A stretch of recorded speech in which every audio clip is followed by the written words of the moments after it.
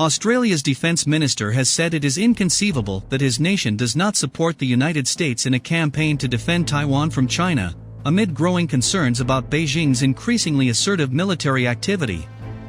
In an interview with the Australian newspaper, Peter Dutton said that Chinese leaders had been very clear about their intention to go to Taiwan and that Canberra had to improve its ability to deter Beijing and be ready to join the US military if he took action.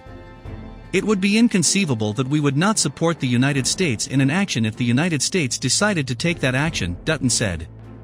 His comments came 2 months after the US, Australia, and the UK launched a trilateral security partnership that will help Canberra source nuclear-powered submarines, an effort seen as designed to counter China.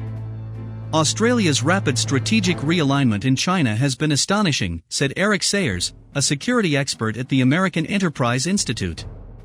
We are now seeing a level of shared tactical clarity emerge in Washington, Canberra, and Tokyo on the critical importance of stability in the Taiwan Strait. Dutton's comments also came weeks after President Joe Biden promised to defend Taiwan from a Chinese attack. The White House reversed the comments, which appeared to change strategic ambiguity, a long-standing U.S. policy under which Washington does not explicitly say whether it will intervene in a military conflict over Taiwan. The policy aims to prevent Taiwan from taking steps that would trigger a Chinese attack, and to deter Beijing from military action against the country, over which it claims sovereignty. Biden's comments marked the second time this year that he suggested Washington would defend Taipei. The Taiwan issue is expected to be raised at a virtual meeting on Monday between Biden and Chinese President Xi Jinping to address the challenges in the relationship between their countries. On Wednesday, Paul Keating, the former Australian Prime Minister, said Taiwan was not a vital Australian interest and that Canberra should not be embroiled in a conflict with Beijing over the island. The United States has been strengthening alliances in Europe and Asia in an effort to present a united front against Beijing. Biden has revitalized the Quad, a security group that includes Australia, Japan, and India. In July, Taro Aso, then Japan's deputy prime minister, said a conflict over Taiwan would pose an existential threat that would require Japan and the United States to defend Taiwan together. The US-Australia alliance is an anchor for peace and stability in the Indo-Pacific region and around the world. Both countries share a strong interest in maintaining freedom of navigation, overflight, and other lawful uses of the sea, including in the South China Sea.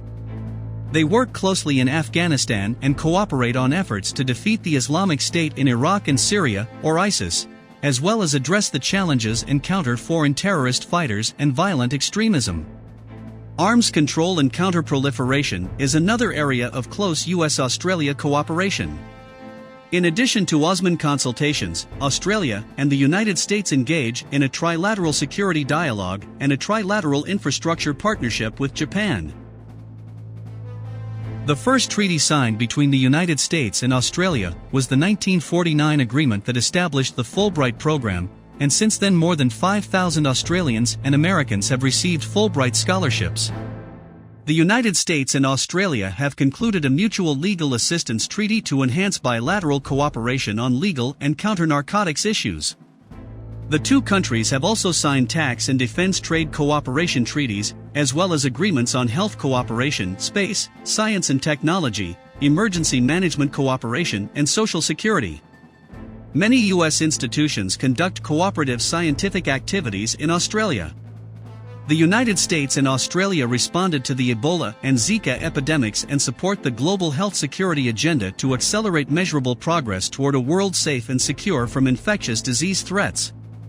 Australia and the United States belong to a number of the same international organizations, including the United Nations, ASEAN Regional Forum, Asia-Pacific Economic Cooperation or APEC, G20, International Monetary Fund or IMF, Organization for Economic Cooperation and Development or OECD, World Bank, and the World Trade Organization or WTO.